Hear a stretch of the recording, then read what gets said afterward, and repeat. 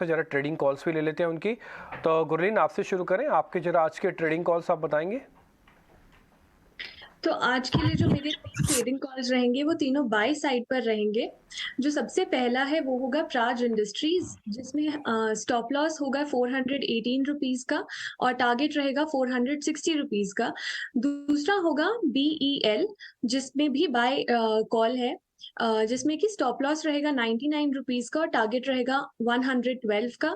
और थर्ड है अदानी पोर्ट्स, जिसमें बाय कॉल रहेगी, टारगेट 850 रुपीज और स्टॉप लॉस 771।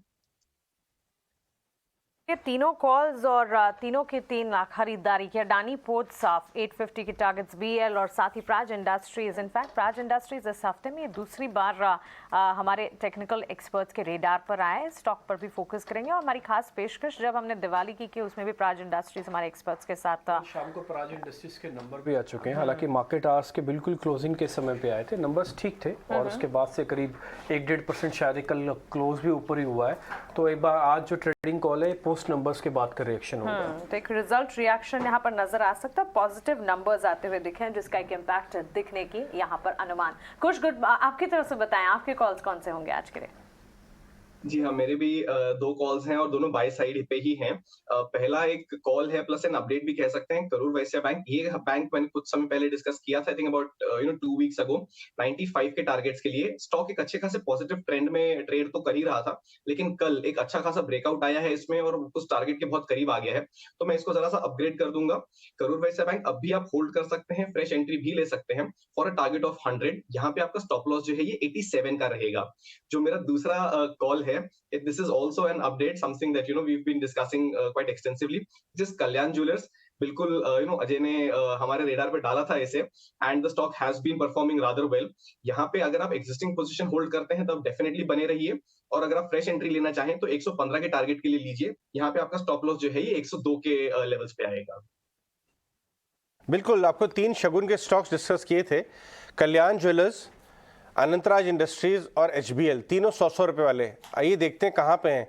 108 पे कल्याण बैठा हुआ है, आई थिंक 107-8 पे अनंतराज बैठा हुआ है और 140 के आसपास या 30 के आसपास HBL है। डायरेक्टर साहब कृपया करके ये स्टॉक लेके आए। 115 पे HBL है, इसलिए HBL पावर जो है 120-125 जा के आया है। डायरेक्टर साहब दिखा नहीं रहे हैं अभी।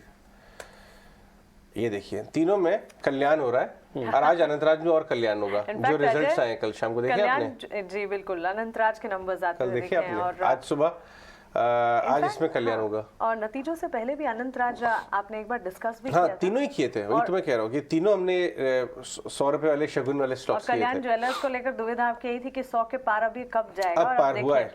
देखिए वैशाली भी हमारे साथ आ गई है। Vaishali good morning. पहले अपनी निफ्टी बैंक निफ्टी पे स्ट्रैटेजी बताएं और ये भी बताएं कि आज कैसे ट्रेड करेंगी, क्योंकि कुछ लोगों का हाथ नहीं चलेगा, आज हाथ कांपेगा। ऑलरेडी 2 दिन में इतनी रफ्तार फर्राटे की तेजी निफ्टी बैंक निफ्टी दोनों में आई है, अब क्या करना चाहिए?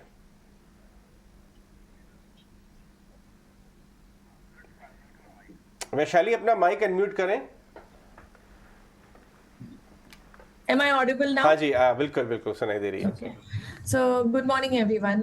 जैसे कि लास्ट वीक जब हमने बात करी 17,000 का बेस होके हमने 17,500 देख चुके हैं हम। So थोड़ा आज का कंसोलिडेशन हो सकता है।